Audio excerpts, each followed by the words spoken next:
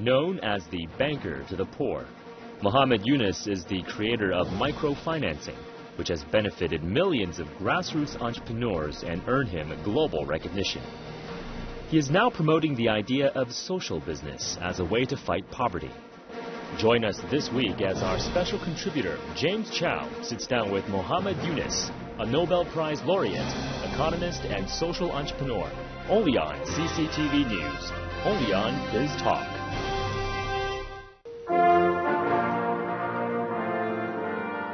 On April 17, 2013, U.S. congressional leaders presented their highest civilian honor, the Congressional Gold Medal, to Bangladeshi economist and Nobel Peace Prize laureate Muhammad Yunus for his efforts to fight global poverty.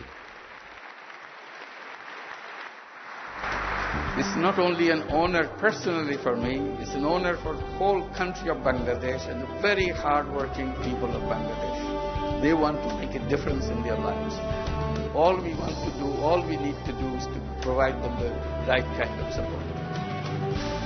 Known as a banker to the poor and the father of microfinancing, Professor Yunus loaned the equivalent of $27 to $42 to destitute basket weavers in a village near his home in the southern Bangladeshi port city of Chittagong, after failing to persuade a local bank to do so.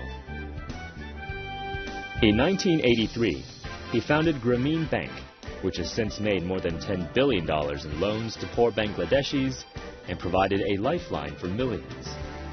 The banking model has now been copied in more than 100 nations, from the United States to Uganda.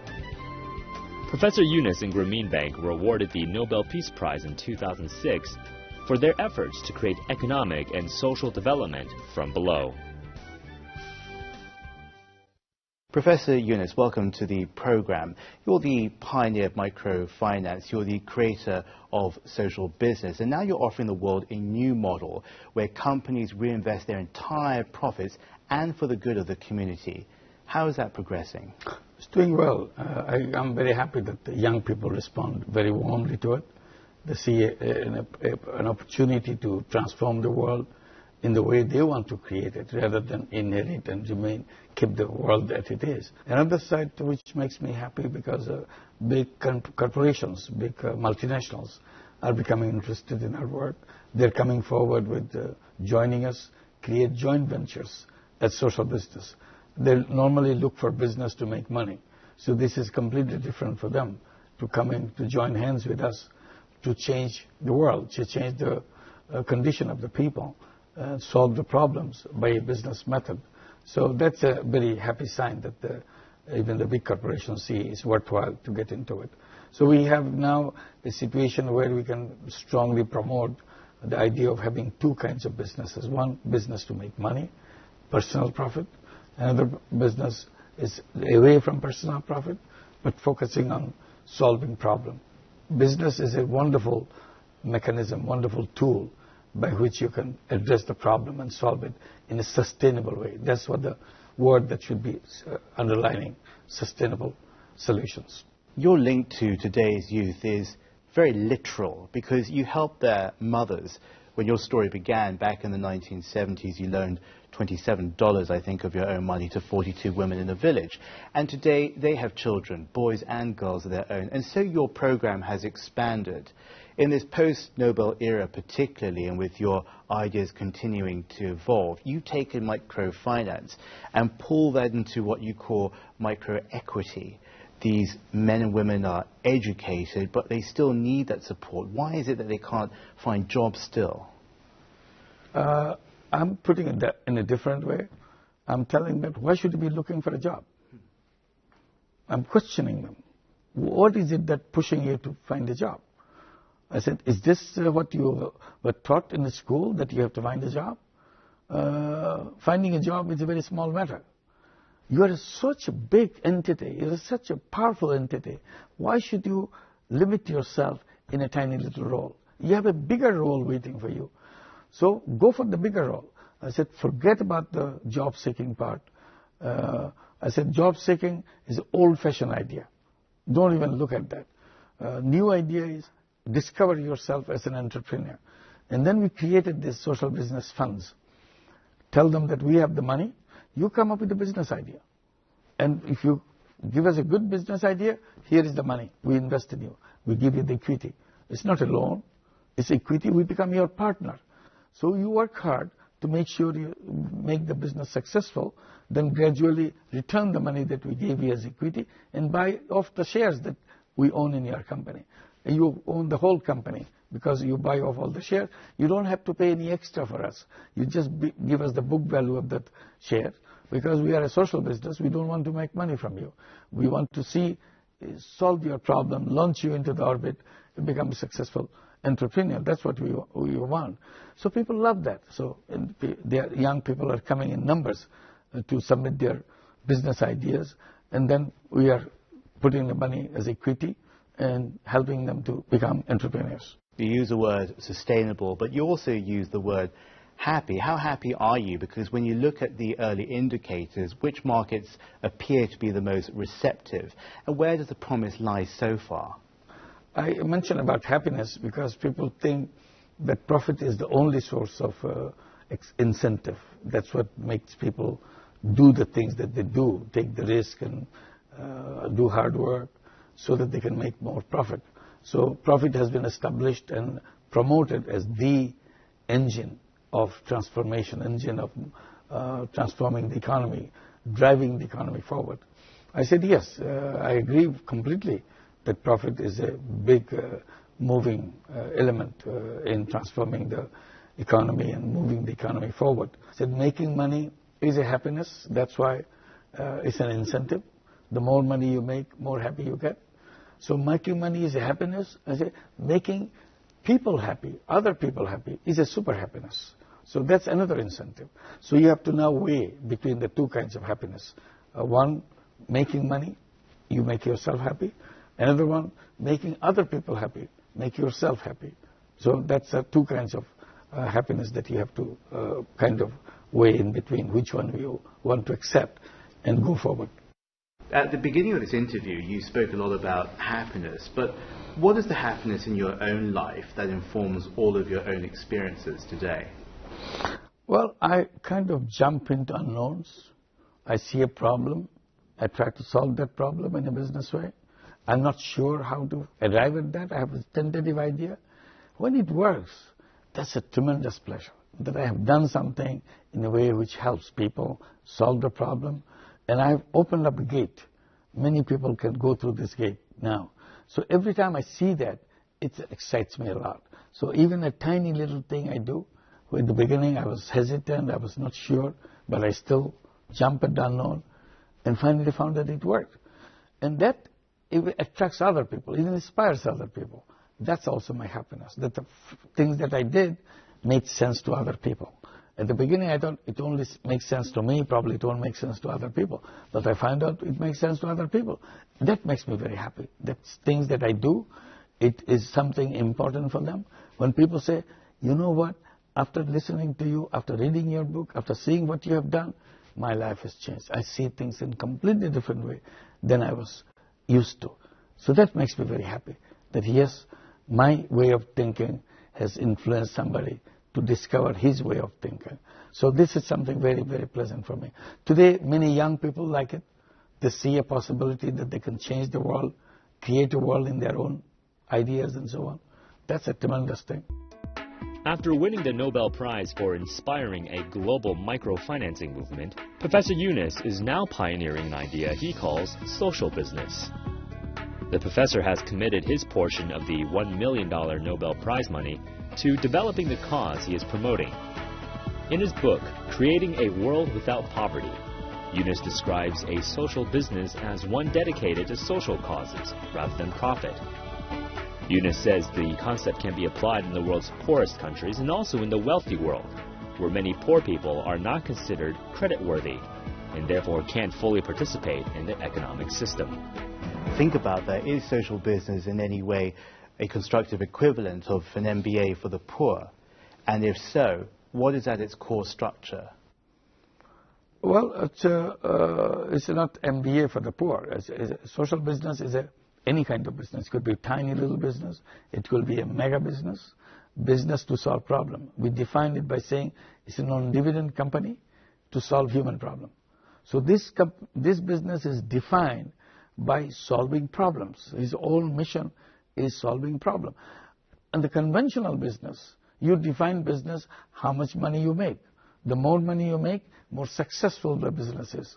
So the parallel to that, in social business, more successfully you solve the problem, more successful the business you are. So you transform the business into a different category, a problem-solving business. No intention of benefiting personally. So you're free from personal benefit and personal profit-taking yourself. So you can take back your investment money, whatever you have invested, and that's it. But when the business makes profit is plowed back into the business so that more and more of the problems can be solved. So we created a lot of those social businesses. And it excites people because they see right in front of their own eyes, yes, problem can be solved. We don't have to wait for the governments to come and solve the problem. We don't have to come bring international people to come and help us to overcome our problem.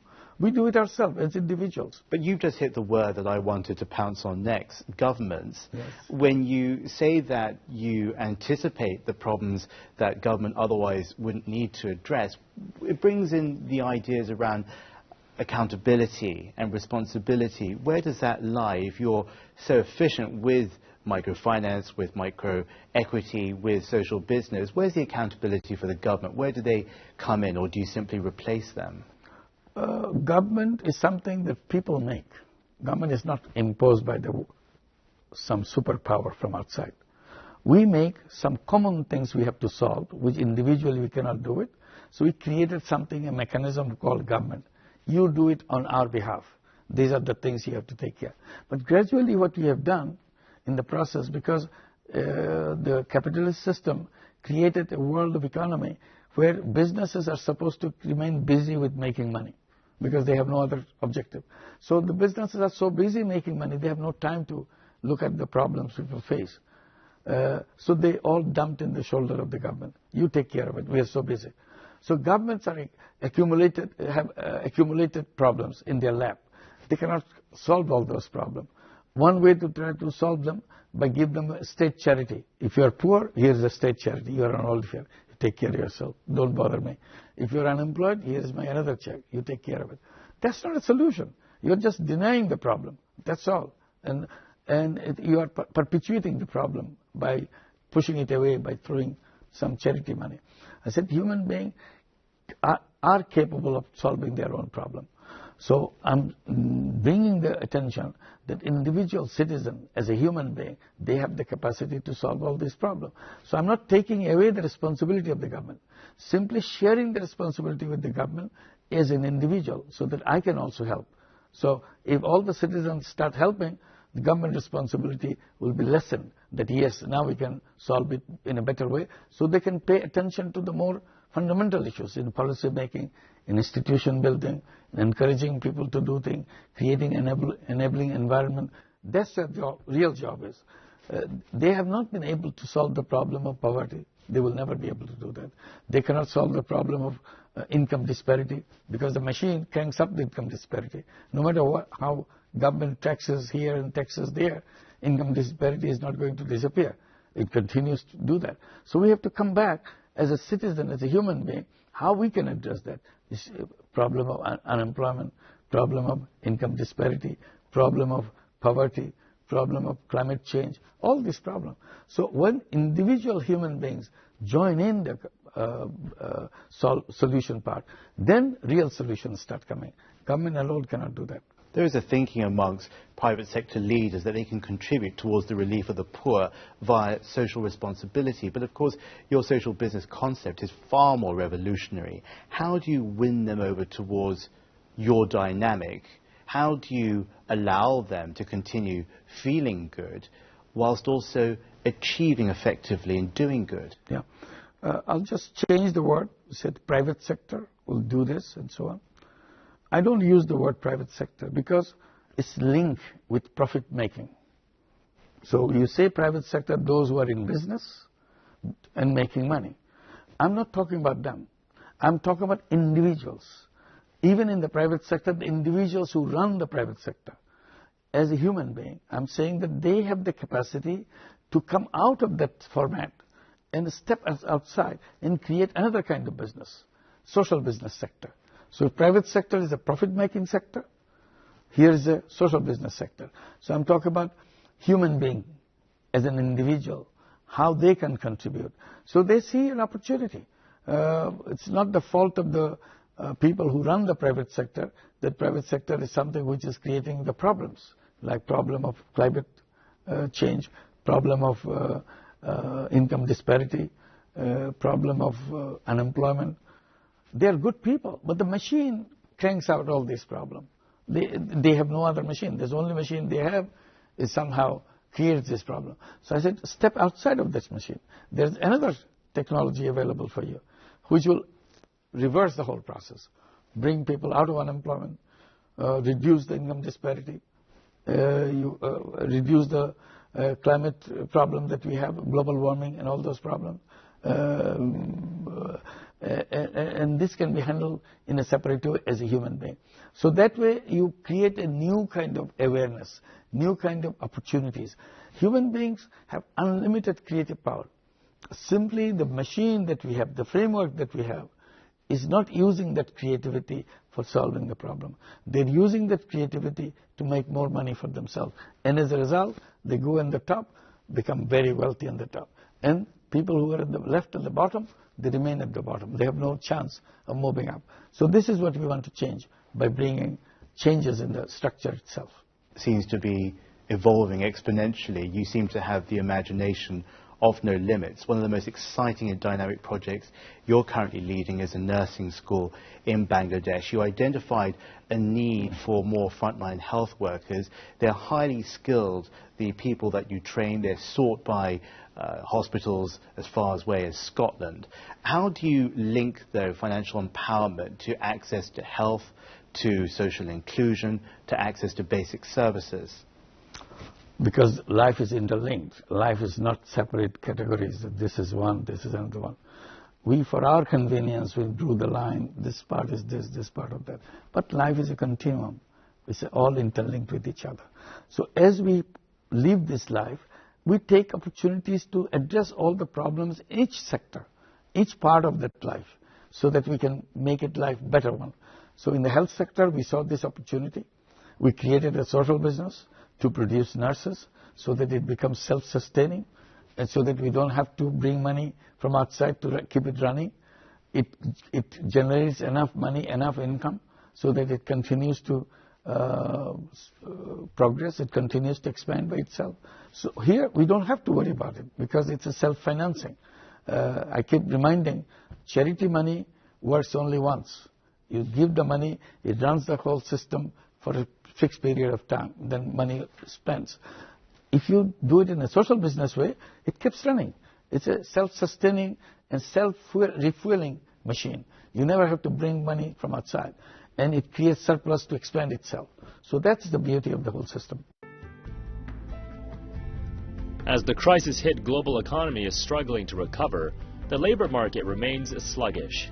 Against this gloomy backdrop, young people who are less skilled and less experienced than older workers are bearing the brunt. The International Labour Organization, a United Nations agency, has put the youth unemployment rate at 13.1%. That's more than double that for the whole workforce and almost 3 times the adult rate. It's also a record for the ratio of youth to adult unemployment. The ILO has cautioned about what's being called a scarred generation of young people facing high unemployment, increased inactivity, and precarious work in developed countries, as well as persistently high working poverty in the developing world. Well, what are the exciting results that you look forward to with just a few weeks to go and with very much the global landscape shifting particularly this year? What are the achievables that you set out for yourself and also the outline of the agenda as a whole? 2 major issues that we see emerging from our work right now as the priority items, because the world is very concerned about that. One, of course, unemployment, particularly youth unemployment. It's highlighted by the massive youth unemployment in Europe. It was always there in third world countries. People never paid any attention to it.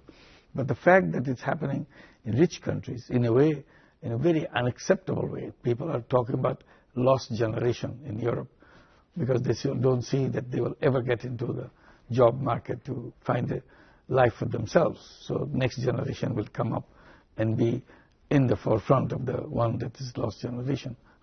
So this is something at the mind of everybody. And we say there is a good solution but through social business, because we misinterpreted human being in our traditional framework of economics. We considered human beings as some kind of employee to work in someplace else. So we trained them to become employee. We made their mindset into employee mindset. We tell them that as you come out of the schools, as you get your degree, as your certificate, now you're ready to find a job. And you should go in the job market, find yourself a job, and that's the beginning of your life. I think that's not a good message for any young people. Young people is basically an entrepreneur, a creative person. A creative person is not kind of trained to become an employee, start with a slot in the bottom of the ladder and work through the ladder for the rest of their life. That's not an exciting thing. This is not something I would enjoy as a young person, or any young person would like that. Young person wants to be himself. He wants to, or she wants to define herself, who she is or who he is. That's not available if you are going to employment seeking.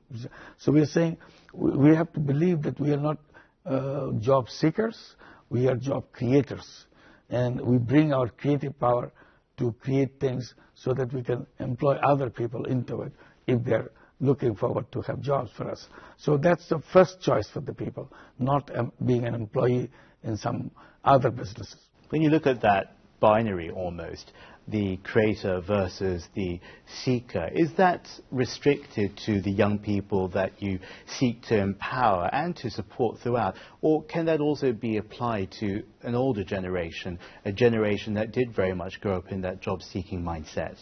Yes, it's across the board. I'm talking about the human being. So I'm mentioning the young people because that's in focus right now at the youth unemployment. But anybody could be an entrepreneur. And particularly this is relevant for young people. It's the start of the life. I'm smiling because it's very empowering just to listen to.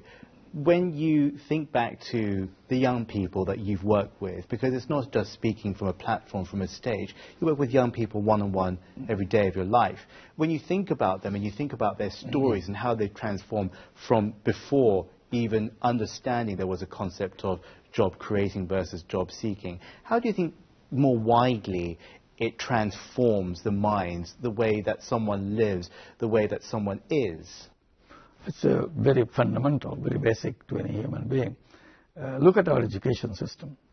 Our education system is very good in teaching math, in teaching economics, in teaching history, literature, whatever you say.